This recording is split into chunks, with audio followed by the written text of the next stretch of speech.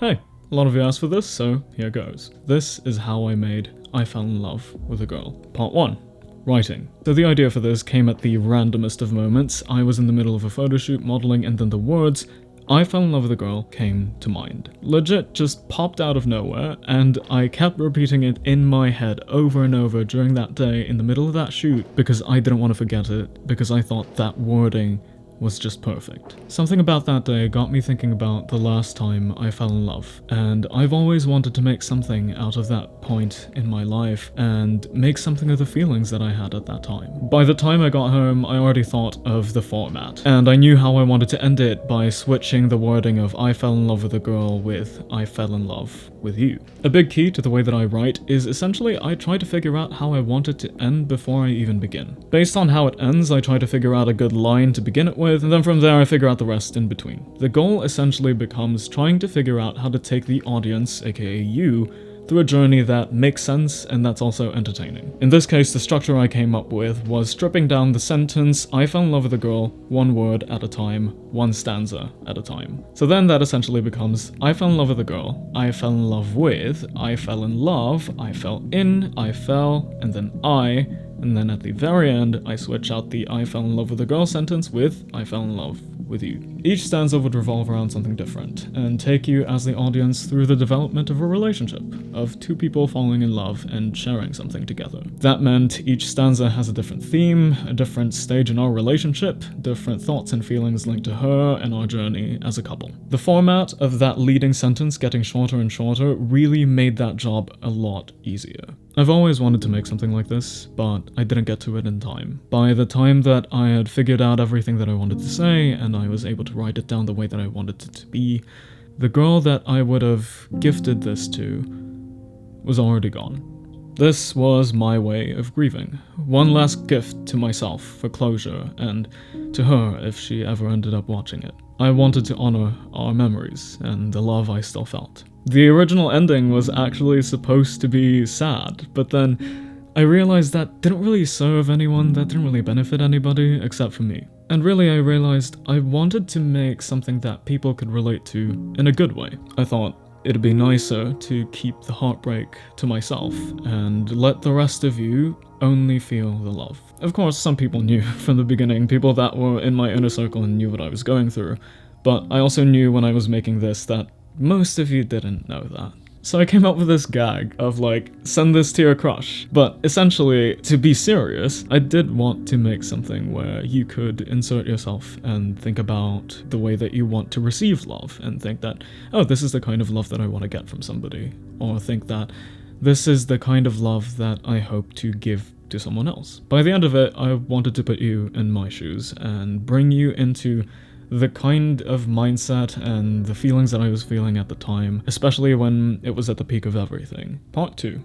Shooting. If you're gonna remember anything about the way that I shoot stuff, remember this. My cameras are always ready, and I am always camera ready. Literally, ask all my friends and they will tell you the same exact thing, that I never leave the house without liking the way that I look. So it's really a double whammy with my personal enjoyment of fashion and self-care and styling myself, but also being able to be practical about it because it allows me to film anytime that I want. I can point the camera at me and know that I look good, but also I am surrounded by a bunch of people that also bring their cameras around with them 24/7, and I never know when that camera's gonna be pointed my way. Either way, it's good fun. Speaking of good fun, did you know that almost half of this film was shot on my phone?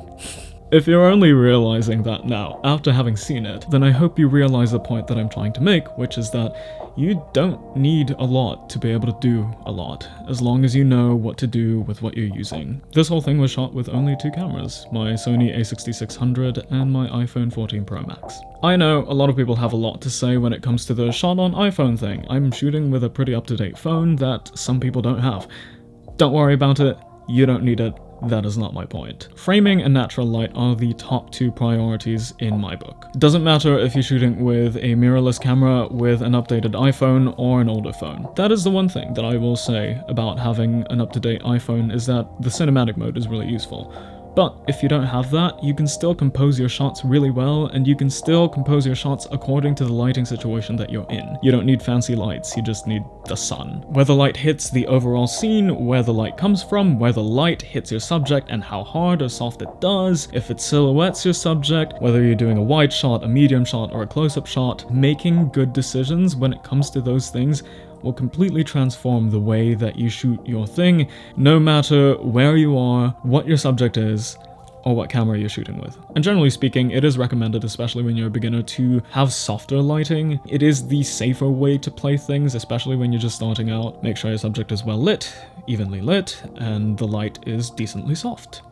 That's it. With the way that I shoot, I really don't bring lights with me. I just let natural lighting and the lighting of the scenes around me be what informs me of how I will shoot, because I really enjoy doing this run and gun. That also gives me this challenge of how can I make these lights that already exist look good with the kind of thing that I'm trying to do. And plus, I wanted this to feel natural, so I only stuck with natural lighting, even though I have a bunch of lights that are artificial that I could lug around with me. In terms of framing, the basics that I would recommend to beginners are actually still some of my favorite techniques to this day that I use for my own stuff. And that would be rule of thirds, centering a subject, symmetry, using foreground elements, and having frames within a frame. So the rule of thirds is obviously the most popular one. It's basically just dividing your screen into thirds horizontally and vertically. So you go like this and go like this, and then the intersections of those lines are typically where you want to put your subject. Now, on the flip side, you can center your subject, so instead of putting them on the lines right here, you're putting the subject right in the middle. I really like centering subjects, even if it's not me. It's not my narcissism, I swear.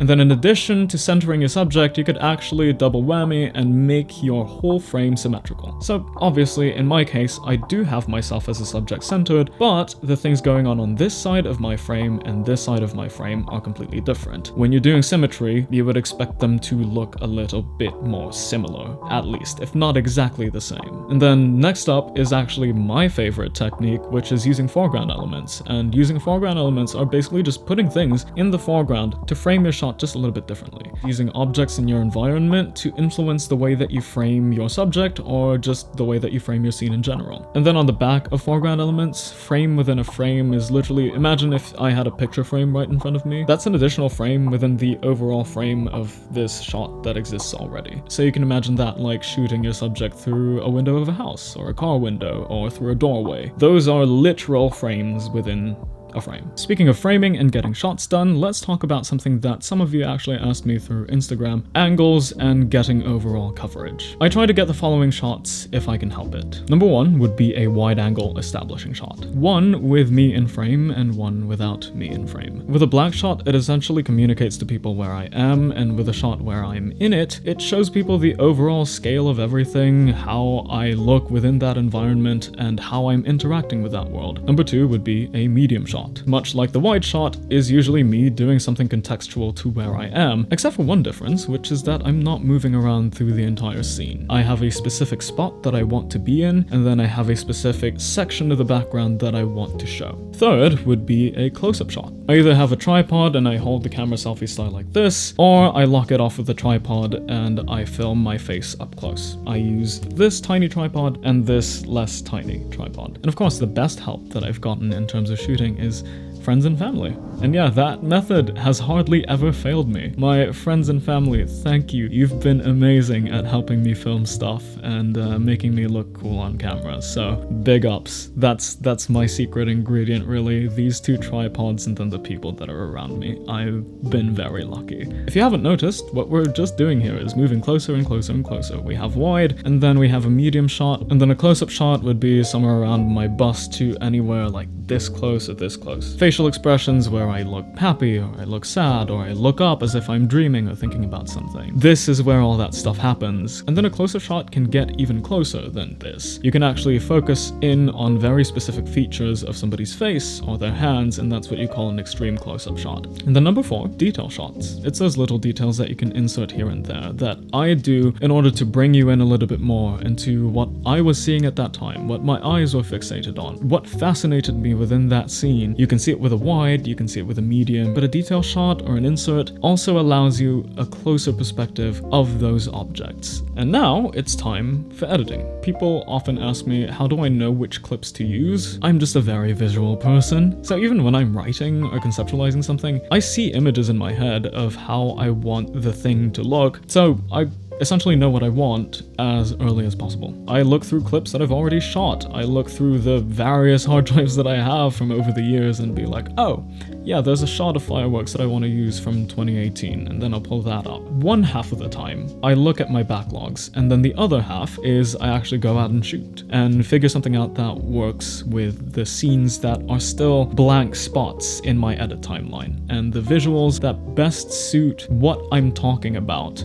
That's what ends up there. What I want you to remember when it comes to editing and shooting is that your clips do not have to be perfect. They just have to be right for what you need. Editing is actually the best tool that you can use to fix the shots that already exist that you just want to enhance just a little bit more. A couple of effects that I use to enhance my clips: crop, stabilize, color grading, and then reframing my shots. If you have clips that you want to use or pictures that you want to include in a video but they don't look good enough quality-wise, what I do is just use fast-paced editing, like cut really quickly, include them for a blip. You can actually use this to your advantage where you're editing really quickly and really phonetically, and that can create a certain energy in your edit where, whoa, I just got whiplash from how quickly all those thoughts and those images and those feelings flashed before my eyes. I like doing that. I think it's really fun because that's how my brain works sometimes. Alright, now time for the special stuff. This is the stuff that I'm really proud of doing, which brings me to a question I want to ask you. Did you notice my VFX?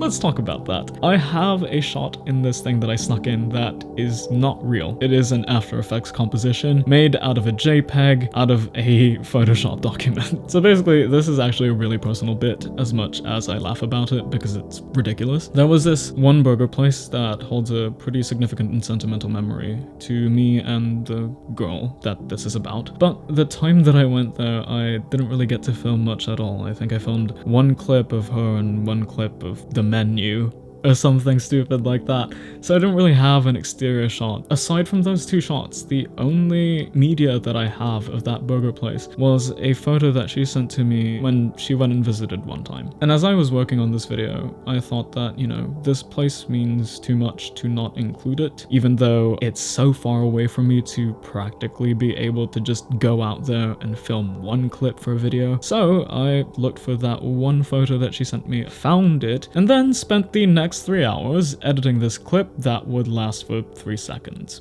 Insane, I know. It was fun. I had a lot of fun. So here's what I did. I separated each significant object in layers in Photoshop. And then I exported that Photoshop document with all these individual layers, with a motorcycle, with a gate, with a sign and everything. I made each layer a 3D layer and then placed them separately in Z-Space. And then created a 3D camera, animated that 3D camera so that when I created motion, there would be a parallax effect between the individual objects in the frame. And then on top of that, added people walking in the foreground, blurred that, color graded that, and then found this tree asset so that there'd be something in the foreground that's moving, and added a bunch of lighting effects so that this whole frame would look more alive than just a 2.5D parallax picture with separate layers that are moving in Z-Space. I export that, import that to DaVinci Resolve, add glow, add halation, add film grain, add camera shake, and then add the cinematic black bars on top, and bingo bango, we turned a JPEG into a video clip, which is great! I had fun. 3-second clip for 3 hours still, though. So, yeah. Hope that was fun to listen to. Number 2 is a lot simpler. I hid people in my clips. I masked out the area that I was in frame and moving around in frame. And then I looped some areas of that shot to the points where there weren't any people in them. By having it loop as a video, there's still motion of like leaves moving around and it's not completely still. The reason why I did that was because I wanted these clips to show me being alone. Because that's how it was in my headspace. Even though I was surrounded by a bunch of people, it's as if they weren't there to begin with. I wanted to take you through that and bring you into my thoughts and feelings and focus in on this one guy who's so in love with this one girl. In turn, I wanted you to process those feelings and think about the person that you are in love with too. So with all that being said, taking you through the writing process and then the shooting process and then the editing and the special effects, I hope this answered all the questions that you had and showed you just how much hard work and heart and passion I really put into this thing. I put my 200% into into making this, into showing you and telling you that I fell in love with a girl and she changed my life. Despite the heartbreak that followed, that's still true. I wanted to honor that and that memory instead of resenting it and shunning it away. And I hope that you found this video and the past 2 videos that I've made to be lovely. I hope it's made you feel good feelings and remind you that love is out there, and more importantly, love is within you. I hope you enjoyed this breakdown video. If you did, make sure to leave a like and subscribe and comment and share this to people that might be able to use this knowledge too. I hope that you use this knowledge to make the stuff that you want to make. My name is Nicholas. Cheers.